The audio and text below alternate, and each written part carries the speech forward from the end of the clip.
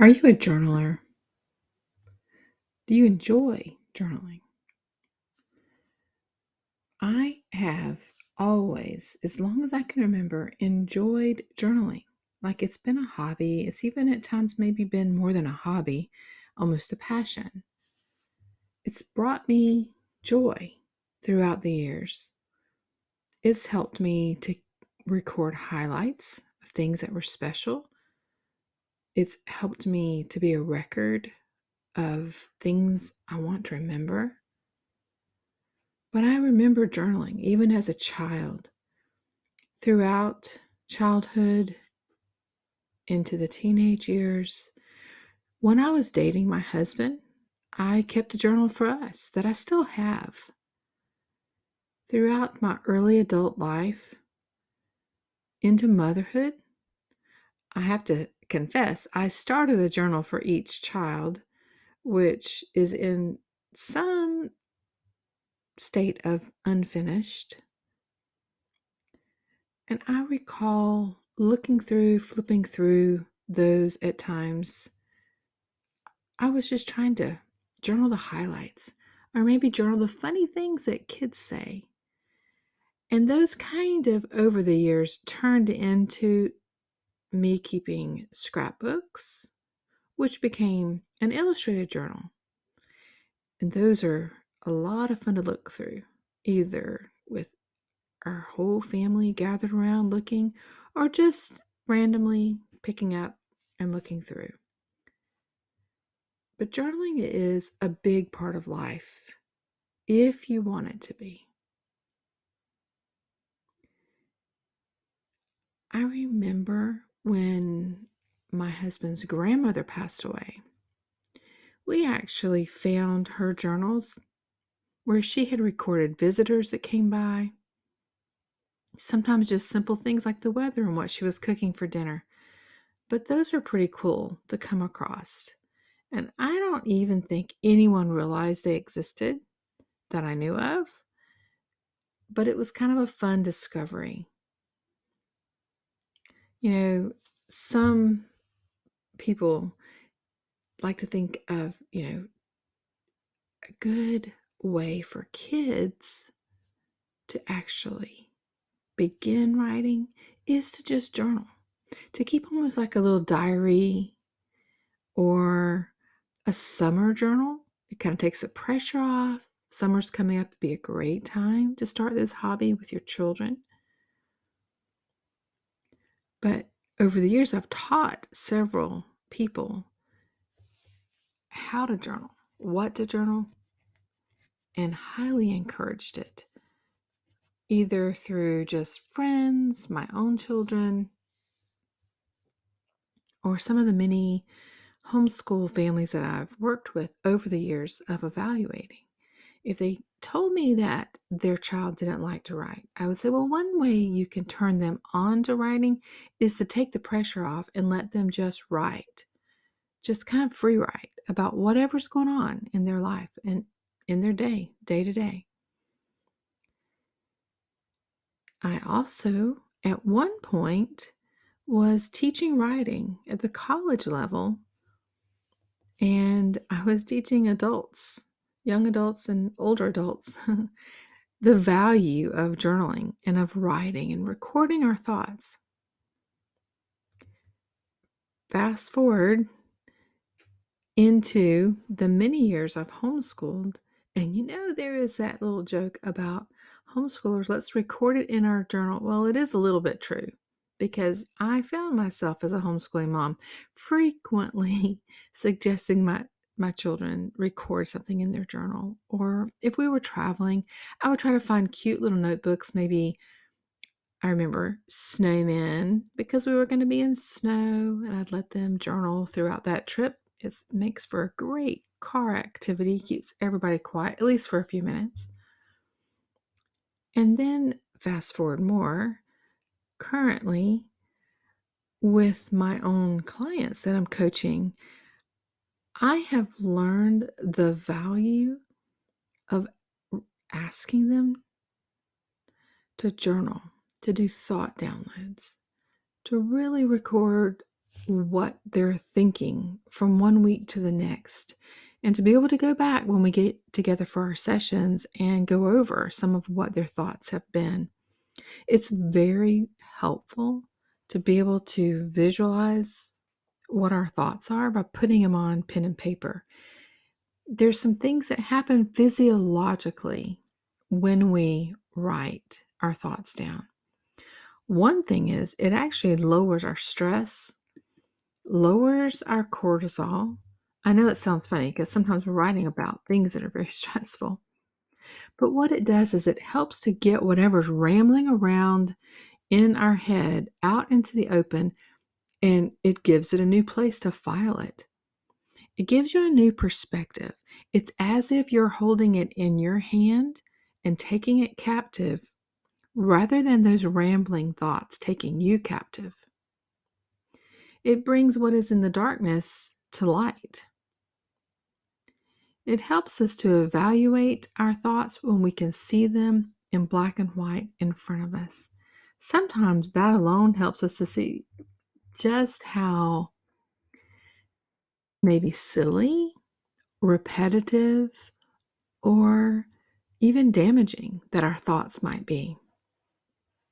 Because sometimes we aren't really fully aware of how much we might be stuck on a thought, repeating it over and over until we start to see it written down in our journal, or to see a theme written down in our journal in front of us.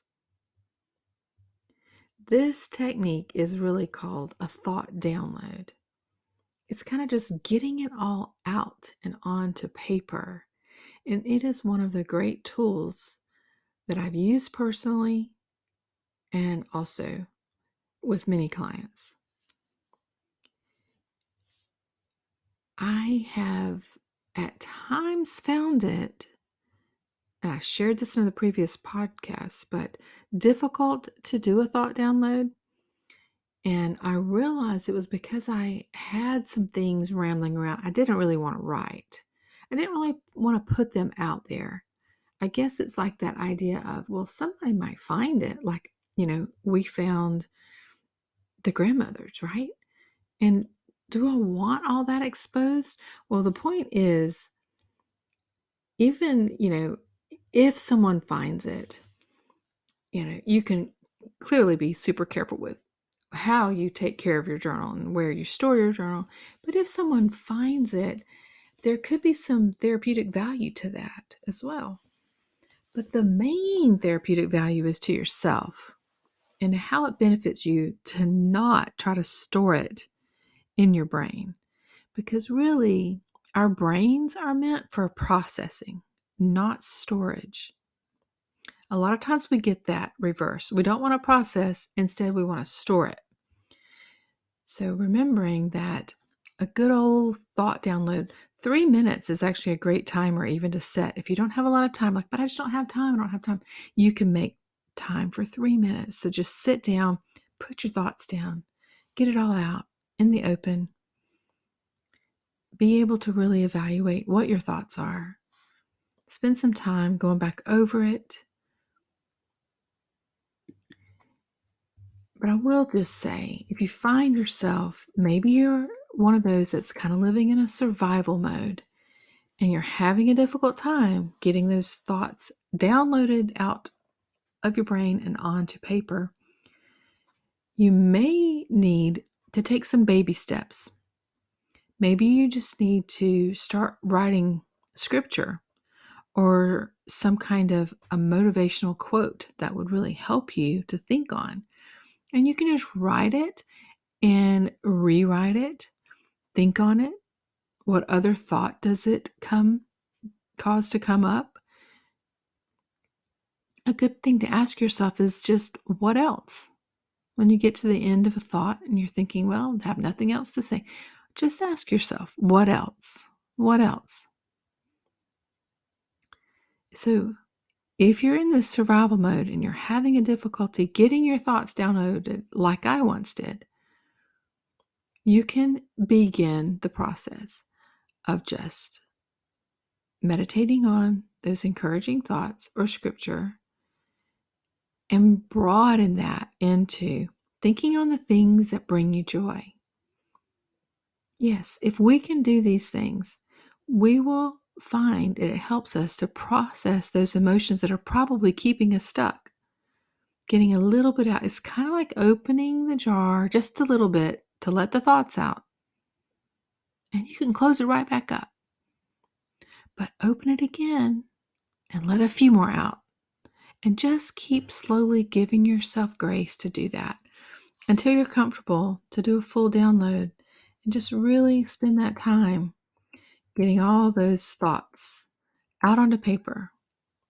This is going to help you to regulate your emotions because you're going to see your thoughts. And remember, your thoughts affect your emotions. So seeing your thoughts, taking them captive, helps you to regulate your emotions. So there are so many ways to journal, but I'm just going to give you a few samples if you'd like to know where to start. These are ones particularly focusing on encouraging mental health. So, as I've already mentioned, a thought download would be probably the best place to start because it is simply taking a few minutes and writing your thoughts down, downloading them onto paper. Some people call it like a stream of conscious, like you're just randomly writing, free writing what comes to your mind. It can be your thoughts. It can even be the things on your plan for the day, and you just kind of keep rolling with it. Because as those come out, you know that you can just make those become like asterisks, little stars. That's what I'm going to come back to because I'm going to remember to do that today. It also helps it to not be rattling around in there with all those thoughts getting muddy. Another one is if you want to really start your day off on a really positive note, would be to do gratitude journaling. Write down 3 things you're thankful for, you're grateful for, and let that list just keep growing.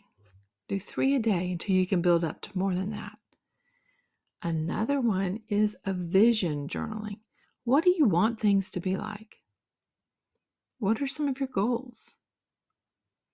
Another type of journaling for mental health is if you have a situation or a person that you're dealing with, you can actually journal an unsent letter. You know you're not going to send it, but it helps you to get the thoughts out onto paper. All of these ideas are just suggestions to get you into a habit of journaling, a habit that I think if you've never tried it, you may come to really enjoy. That's what I hear from my clients. Some of them have been a little bit resistant to the idea of having homework for coaching, but without fail, so far, everyone that has actually followed through on journaling comes back with a very good report that they didn't know they were thinking those things, or they didn't realize the impact the thoughts were having on them and how much it helped them to see it in person, to get it out of their head, to have it kind of feel like you've got it in your hand. It's not just floating around anymore. It's exciting to me to hear those testimonies. So if you wonder where to start, pick one of the types of journaling that I mentioned. A thought download is a great one to start with. Set the timer for 3 minutes. You don't have to have a fancy journal, but if it makes you feel better, get a fancy journal and a nice flowing pen and just start writing.